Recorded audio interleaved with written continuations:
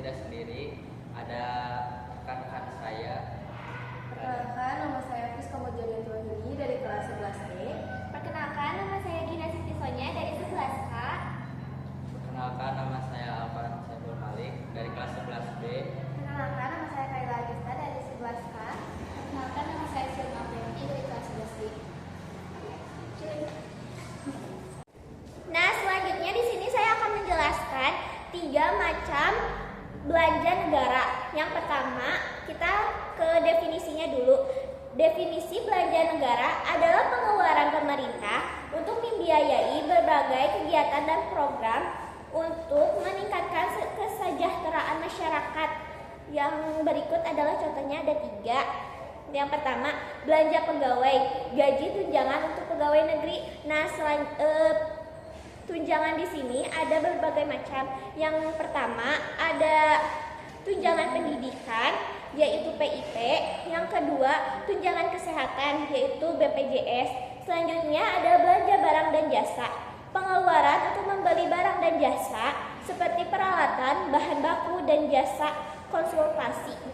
Selanjutnya ada belanja modal, pengeluaran untuk investasi seperti pembangunan infrastruktur seperti jalan, terus rumah sakit, terus pendidikan.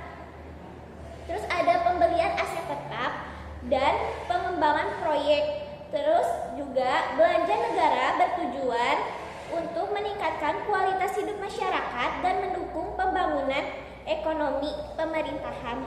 Terima kasih. Pengeluaran pemerintah untuk pembangunan infrastruktur dapat mempengaruhi ekonomi dengan yang ke-1 ada meningkatkan aksesibilitas dan konektivitas. Yang kedua, meningkatkan efisiensi dan produktivitas. Yang ketiga, menarik investasi dan menciptakan lapangan kerja. Yang keempat, meningkatkan pertumbuhan ekonomi. Contoh infrastruktur yang dapat dibangun adalah jalan, jembatan, bandara, dan pelabuhan. Dengan infrastruktur yang baik, kegiatan ekonomi dapat berjalan lancar dan meningkatkan kesejahteraan masyarakat. Oke, yang selanjutnya ada efek pengganda atau multiplier efek dalam belanja pemerintah dan contoh sederhananya. Di sini efek pengganda adalah dampak berlipat dari belanja pemerintah terhadap pendapatan nasional. Artinya, setiap pengeluaran pemerintah akan menciptakan pendapatan baru yang kemudian dibelanjakan oleh masyarakat, sehingga menghasilkan peningkatan ekonomi yang lebih besar dari awal yang dibelanjakan. Jadi jangan heran kalau semisal ada pendapatan baru yang kemudian dibelanjakan kembali oleh masyarakat. Contoh sederhananya yaitu pemerintah membangun jalan senilai 10 miliar. Proyek ini menciptakan lapangan pekerjaan dan pekerja yang menerima upah akan membelanjakan uangnya untuk kebutuhan sehari-hari. Uang itu kemudian menjadi pendapatan bagi pedagang, produsen, dan jasa lainnya sehingga roda ekonomi terus berputar. Baik, selanjutnya ada transfer pemerintah. Transfer pemerintah adalah pengeluaran pemerintah dalam bentuk bantuan tunai atau barang kepada masyarakat tanpa imbalan langsung. Tujuannya untuk membantu kelompok miskin, mengurangi ketimpangan, dan meningkatkan kesejahteraan. 2 contoh program transfer pemerintah. Yang pertama ada program Keluarga Harapan atau PKH. Bantuan tunai bersyarat bagi keluarga miskin agar anak-anaknya tetap sekolah dan mendapat layanan kesehatan. Yang kedua ada bantuan langsung tunai, BLT, bantuan uang tunai untuk masyarakat miskin terutama saat terjadi krisis ekonomi atau bencana. Selanjutnya ada program bansos pemerintah. Program bansos pemerintah seperti PKH membantu masyarakat miskin dengan memberikan bantuan tunai bersyarat agar mereka dapat memenuhi kebutuhan dasar seperti pendidikan, kesehatan, dan gizi. Bantuan ini meringankan beban ekonomi, meningkatkan akses ke layanan sosial, dan membantu keluarga keluar dari siklus kemiskinan secara bertahap. Oke, yang selanjutnya ada definisi utang pemerintah dan mengapa pemerintah perlu berutang.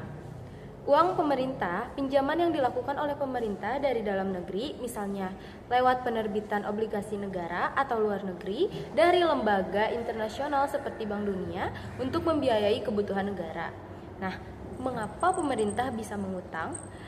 Perlu bahkan, yang pertama, menutupi defisit anggaran. Jika pengeluaran negara belanja lebih besar daripada pendapatan seperti pajak, maka utang digunakan untuk menutup selisih tersebut. Yang kedua, membiayai proyek strategis. Proyek besar seperti pembangunan jalan tol, bendungan, atau fasilitas publik untuk membutuhkan dana besar yang tidak selalu bisa ditanggung APBN secara langsung. Yang ketiga, menangani situasi darurat dalam kondisi kritis. Misalnya pandemi COVID-19 kemarin pada 2019 atau bencana alam, utang dapat digunakan untuk pembiayaan cepat seperti bantuan sosial atau fasilitas kesehatan. Dan yang terakhir, mendorong pertumbuhan ekonomi. Dengan utang, pemerintah bisa berinvestasi dalam hal-hal yang meningkatkan produktivitas jangka panjang seperti pendidikan dan infrastruktur. Nah, jadi itu definisi utang pemerintah dan mengapa pemerintah perlu berutang. Nah, selanjutnya ada crowding out terkait utang pemerintah dan jelaskan secara sederhana. Efek crowding out adalah kondisi ketika utang pemerintah yang besar menyebabkan sektor swasta kesulitan untuk meminjam uang karena bunga pinjaman naik. Secara sederhananya, saat pemerintah banyak berutang, maka butuh pinjaman dari masyarakat atau bank. Karena pemerintah uang tinggi, suku bunga naik, akibatnya perusahaan atau individu yang ingin meminjam untuk investasi jadi terbebani dan mungkin membatalkan rencananya. Contohnya seperti pemerintah meminjam besar-besaran untuk proyek infrastruktur, karena itu bank menaikkan bunga pinjaman. Akibatnya pengusaha kecil yang ingin membuka usaha baru jadi urung karena pinjaman mahal. Inilah yang disebut crowding out. Investasi swasta terdorong keluar oleh utang pemerintah. Yang selanjutnya ada bentuk subsidi pemerintah dan dampaknya bagi masyarakat. Nah, salah satu program subsidi pemerintah Indonesia yang signifikan adalah subsidi bahan bakar minyak atau BBM, khususnya untuk jenis BBM tertentu seperti Pertalite dan solar. Program ini bertujuan untuk menjaga daya beli masyarakat dan mencegah lonjakan kemiskinan akibat fluktuasi harga energi. Selanjutnya ada dampak positif dari subsidi BBM ini. Menurut kajian Institute for Development of Economy and Finance, INDEF, subsidi BBM pada tahun 2022 berhasil mencegah sekitar 5,7 juta orang atau sekitar 2,10% dari total penduduk Indonesia jatuh ke dalam kemiskinan. Dari jumlah tersebut, sekitar 198.000 orang berasal dari keluarga nelayan. Subsidi ini juga membantu menjaga stabilitas harga dan daya beli masyarakat di tengah kenaikan harga energi global. Selanjutnya ada dampak negatif dari subsidi BBM. Yang pertama ada ketidakpastian sasaran. Hanya sekitar 34,5% dari subsidi BBM yang tepat sasaran. Sisanya dinikmati oleh kelompok masyarakat yang lebih mampu. Kedua ada beban fiskal. Pada tahun 2022 pemerintah mengalokasikan sekitar 502,4 triliun untuk subsidi BBM yang setara dengan sekitar 10% dari total anggaran negara.